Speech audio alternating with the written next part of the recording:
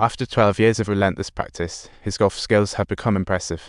Unfortunately, due to his lowly status, he hasn't been able to hit the real course. One day, a mysterious lady gave him a chance since Little Fu, her caddy, practiced daily at home. She wanted to see how well he had progressed, but the rules here were as strict as a golf club's dress code. Caddies aren't allowed to play. If the owner knew, Little Fu would lose his job. But the lady assured him, "Don't fret. I'll handle your boss. You just focus on playing." With her support, Fu stepped onto the golf course as a player, nerves and excitement tangling inside. He hit the ball into a sand trap by accident. As he pondered an escape, the boss suddenly arrived, making Little Fu even more nervous. In a panic, he sent sand flying, trying several times to get the ball out. It was embarrassing.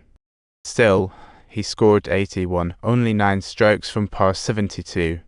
The boss summoned him to the office, and Little Fu braced for a scolding, only to be surprised with praise and a suggestion to enter an amateur tournament. Little Fu was over the moon and rushed to sign up for the Golf Association, only to be turned down. It was a classic case of mixed emotions. The issue was, caddies could join any tournament but had to pay a $50 membership fee, which Little Fu simply couldn't scrape together. Faced with this once-in-a-lifetime opportunity, he had no alternative but to go home and ask his dad for help. Unfortunately, his father was less than supportive, remarking, "Golf might earn your future, but you need to think of the family first." His father's own dreams had been crushed by the rich, and he only wished for Little Fu to find a stable job and live a peaceful life. Little Fu, however, wanted to follow his passions. So his father wagered, if he failed the qualifying round, he could kiss golf goodbye forever. Little Fu boldly accepted the bet, and his father agreed to pay the $50 membership fee. But even after becoming a member of the Golf Association, he was still looked down upon by those wealthy folks. What a sad reality. At the pre-tournament gala, he faced ridicule from the wealthy, but a charming lady didn't mind at all. She even wanted to dance with him. What a heartwarming moment.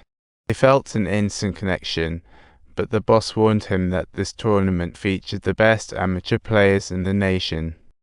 Only by scoring under 78 could he hope to qualify. Then the boss handed him a secret book to overcome it all. Little Fu took the book home and studied it carefully, discovering a key to victory. On tournament day, he seemed full of confidence, hitting his first drive like a pro, as if everything was under control. He was cruising along beautifully and just needed to avoid major blunders to advance. But as he aimed for the final putt, he saw his father nearby. His nerves crumbled. He tried to prove himself, but the result was opposite. Little Fu couldn't win the game, and disappointment filled the boss' face. His dad stormed off in anger, while competitors smirked at him. Little Fu left disheartened, unable to rebut the rivals' taunts. The book said that maintaining a steady mentality was the key to winning. This lesson applies to dream chasers in any field, but Little Fu clearly didn't manage it at that moment. He quietly walked home, and his mother tried to comfort him, but the tears in his eyes seemed to say, "Mom, I can handle setbacks on my own." With that, Little Fu went to his room and ripped down the poster of Harry, feeling a mix of frustration and love. He had to honor his promise to his dad, even though his dreams still burned brightly, because Harry's journey was even more challenging. As a child, Harry and his family crammed into a thatched hut, living hard. One day, disaster struck as nobles planned to demolish his home. They casually tossed $10 and demolished Harry's home, leaving the family in a state of chaos. However, through hard work, Harry grew up to become a top golfer, achieving a remarkable social leap. Yet Little Fu only saw the surface. In reality, Harry was still a tool for the aristocrats. The British elite had issued orders that Harry must compete in the US Open and bring home the championship. Facing such a daunting task, Harry called upon his pal Big Ray, the best long-distance golfer in Britain, forming a double act. Meanwhile, the US wanted to win the tournament and went on a mad recruitment spree for top talent. Little did they know, Little Fu also made it onto the Golf Association's list. In the last amateur tournament, even though Little Fu didn't take first place, he showed outstanding performance and incredible potential.